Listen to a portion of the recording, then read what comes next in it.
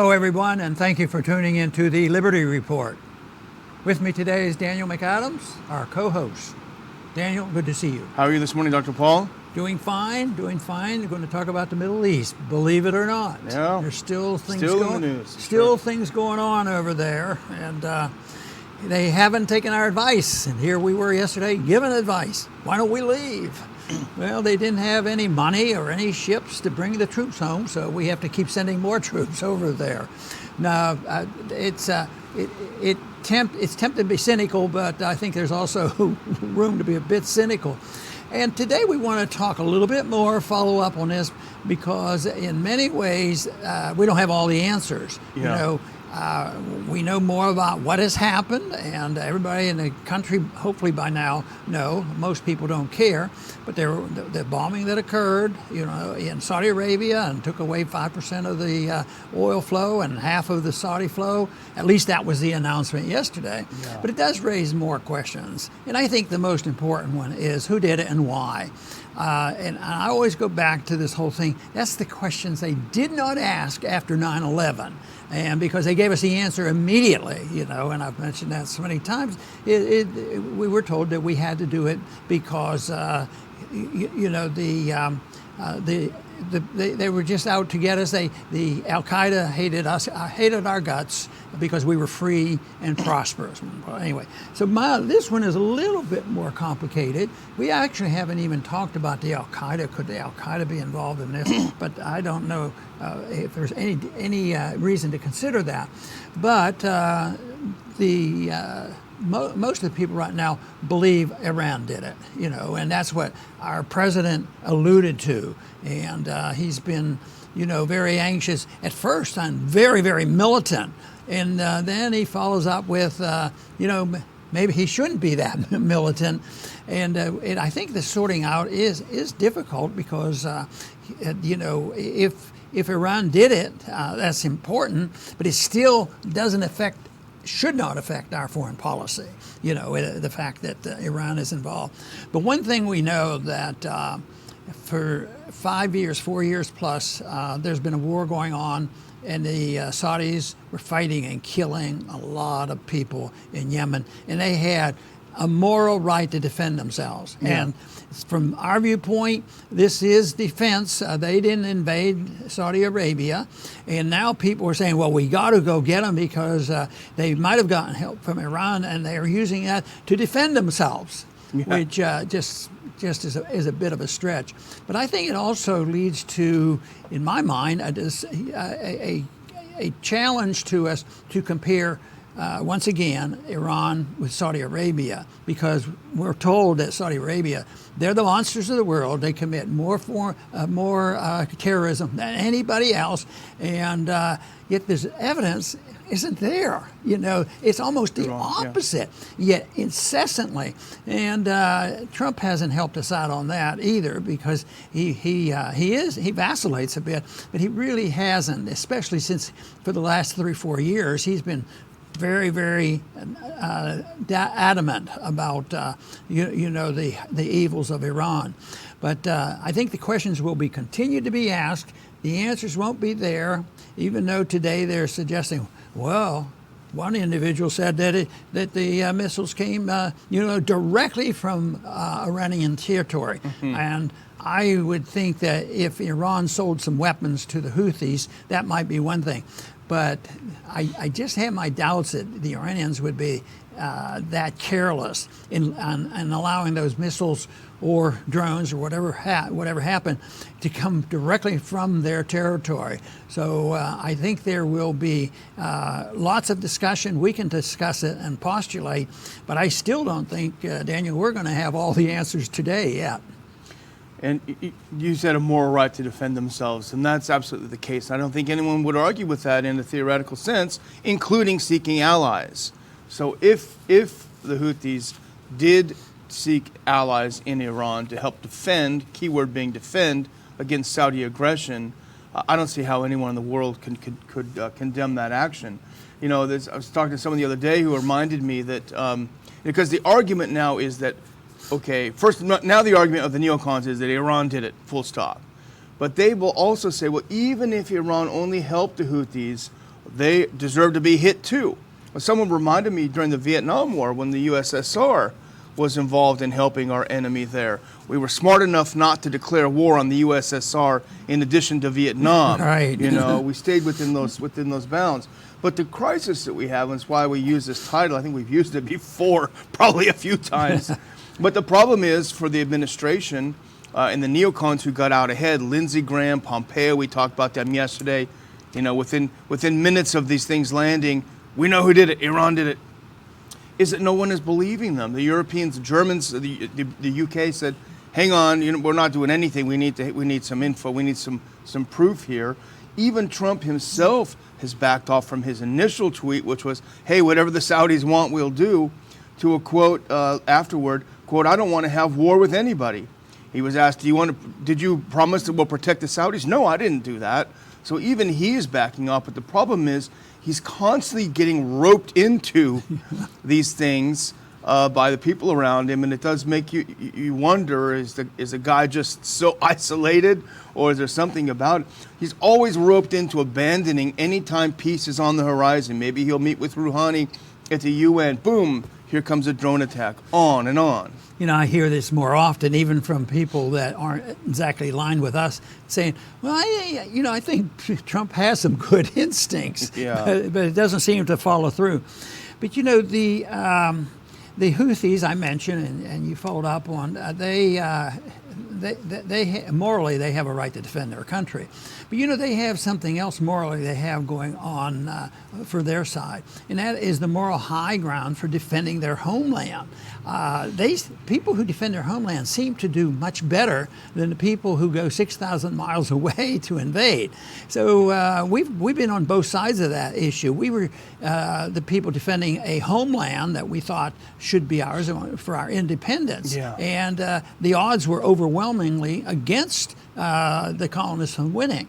But I think the fact that there was a desire to have this homeland, it was helpful. Vietnam, the people who fight in their homelands were unfortunately, philosophically it was communist, but really the bigger issue was probably their homeland. Yeah. And they were able to, defeat us. And look at whether it's the Soviets going into Afghanistan or us going into Afghanistan. And I think most people are now admitting we've lost the war in Afghanistan. So that's a big issue, and that's why I think there's going to be a change. This is a big incident, this bombing, because if the Houthis did it, and they certainly would want it to be done, that the Saudis are going to probably have to back off from this war, yeah. even though we've been very much involved and Israel's been involved. I don't think the United States and Israel are going to come all of a sudden to give a military victory to Saudi Arabia. So I think the events are changing there rapidly, and our job is to try to figure out who's telling the truth, who isn't, and what do we think is going to happen. And also, maybe even more importantly, who's lying and why. Yeah. There was an op-ed in today's The Hill from Dov Zakheim. Do you remember him? He was in the Bush administration. He was one of the neocons that were heavily involved in lying us into the war with Iraq. Well, he had a piece out today, and this is how they do it. I just wanted to go through a couple of his points, because it was a classic textbook case of how the neocons lie us into war. First of all, they simply assume that something is true that no one else believes is true. In this case, Zakheim just assumes that Iran did it. He doesn't even broker any question about it. He said, although the Houthi rebels claimed responsibility, the sophistication and trajectory point to Iran. And that's in question. I'll clarify that later. He argues that forces in Iran opposed to Trump-Rouhani meeting may have done it. The hardliners did it, and that's why. And he also argues that Iran benefits from the attack. I don't think anyone else has argued this. And here's his thing. Because of the dramatic uptick in oil price. That's just as phony as the $3 bill, because A, they can't sell it to anyone, right? Yeah. And B, it went like this and then it went back down again when they realized that the Saudis are going to be able to fix this problem in a couple of weeks. No big deal. So here's the key, though. This is where the knife goes in. If Trump attacks Iran, well, he might be putting some troops and civilians at risk for retaliation by the Revolutionary Guard. It could be It could be bloody, it could be a nasty war, but if he doesn't, quote, he would certainly lose face. And not only with America's Gulf allies in Israel, worse still, his passivity could alienate many Americans whose resentment of Iran has not abated since 1979. Classic neocon argument. This kind of way of saying, hey, if you're going to be passive and lose face, you know. But the reality is that Americans are not clamoring for war with Iran, regardless of what he says here. On the contrary, every poll that we've seen, that we've talked about, says completely the opposite, that they don't want it. I don't think there's any doubt that the group that most wants war with Iran are the neocons. They're the ones. They're the most aggressive. Yeah. So who do we have speaking for us? We have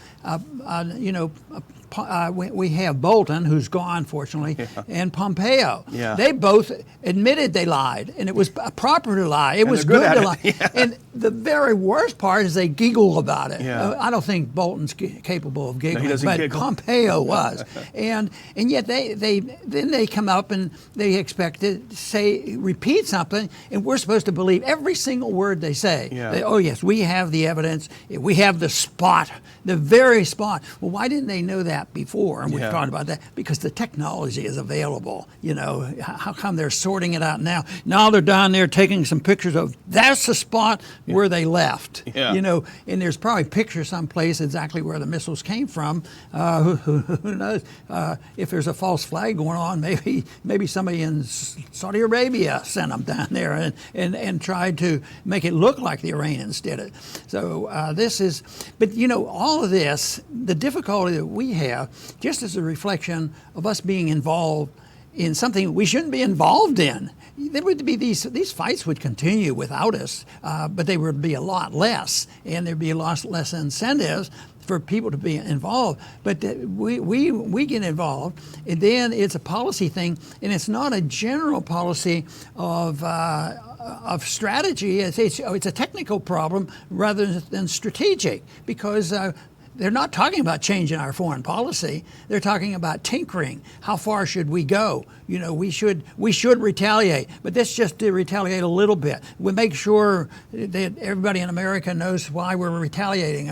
Make sure the American people know why we're invading Iraq. Make sure they know after 9/11 why we have to go into Afghanistan. Yeah. It's all this demand for lying and deceiving the people, and the job I think that so many of us have that think this way is to try to counteract that, because they hear the lies incessantly, and yet the instincts, we're convinced the American people, you already said it, there's polls that show they don't want war, and Trump is on that side, and he knows politically that's a good thing to say, but the policies just don't add up. You know, we don't need to be in 170 countries if we're opposed to war. I mean, we wouldn't be throwing our weight around. We wouldn't be putting sanctions on countries, freezing assets on countries, threatening, you know, bombing people. This whole idea that you can have things that you do to lead up to war, and they're not bad. It's only when you gather up and you know, capture people and you know, kill a lot of people and is out there and help. But all these things that lead up to the hostilities are, well, this is better. At least we're not dropping bombs on them. We'll just steal their money and steal their oil and prop up somebody else to do the killing. Yeah. And people like Zakhan, the neocons, they don't care about Trump. They pretend good advice from a good friend. Here's what you need to do. They don't care if he's reelected or not. They know that he wants to be reelected. Nothing would prevent that more than a couple thousand dead Americans, God forbid, in the area with Trump launching a war. But here's a central claim, you know, the idea that the sophistication and precision of the attack means that only Iran could be behind it. This is a kind of, you know, bizarre reasoning anyway. Only Iran could have done it, therefore Iran did it. They do that to Russia a lot too. But here's a couple of things I got. There was a good piece on antiwar.com that reminded us. So the first oil facility that was hit, and I can't pronounce it right, but Abqaiq oil facility, 730 miles from the Houthi-controlled city of Sadr. All right, 730 miles. It's important. The second target was 640 miles. Those were the two targets on Saturday. The UN estimates that Houthi drones have a 900-mile range. The Houthi drones hit the Shaiba oil facility in August in Saudi Arabia, over 750 miles from this city shut off. So they do have the capacity, they do have the capability, they can do it. And the other possibility, and you sort of teased it out a little bit, but there are a lot of Yemenis living in Saudi Arabia, and there are a lot of Shia living in Saudi Arabia. 20% of the country is Shia. You know, when the Shias start acting up and demanding some rights over there, the Saudis have a habit of lobbing mortars into villages and killing a lot of them. This is well documented. It may well be that you've got this really irritated population within the country who is more than happy to help facilitate an attack from Yemen on this country they view as being absolutely oppressive. Yeah, what they're doing is, finding a possible connection to the Iranians. The Iranians are at fault, and therefore they have to be punished, and they have to have bombs.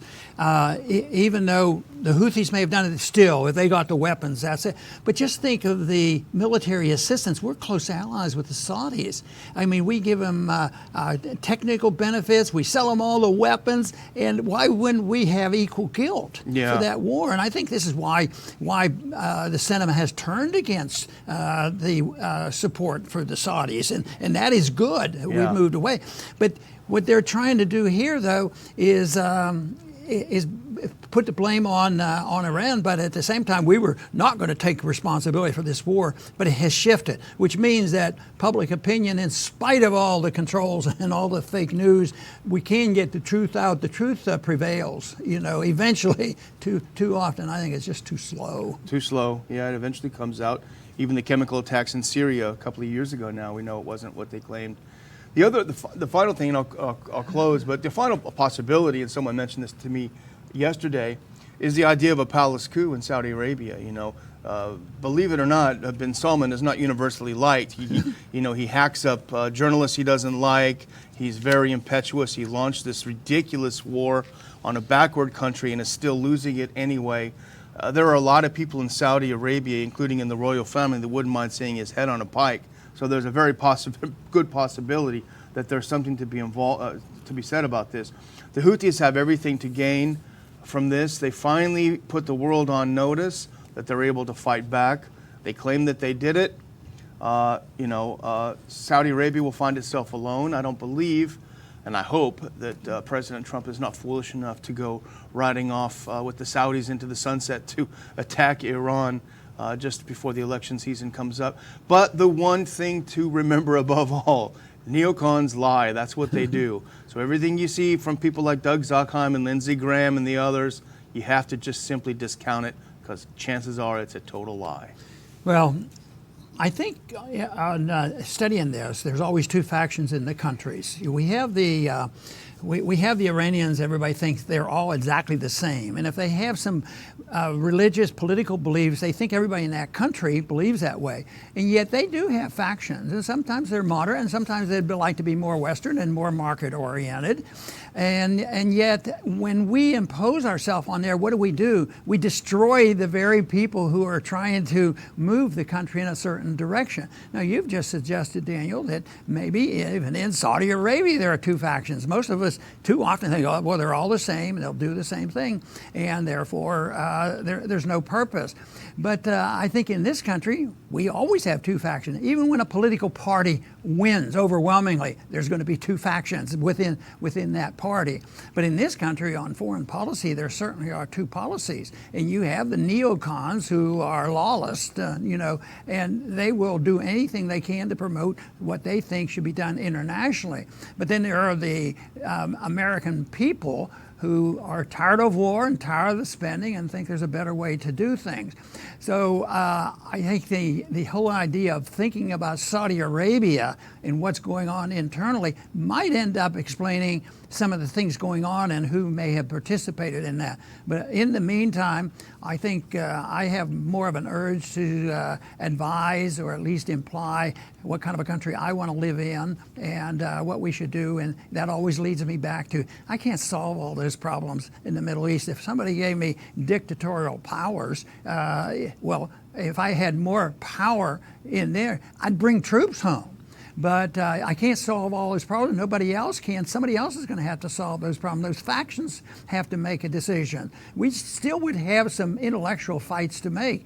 if we all came home, there'd be a difference. Some people would want to be avowed socialist authoritarians, and others might argue for the free market.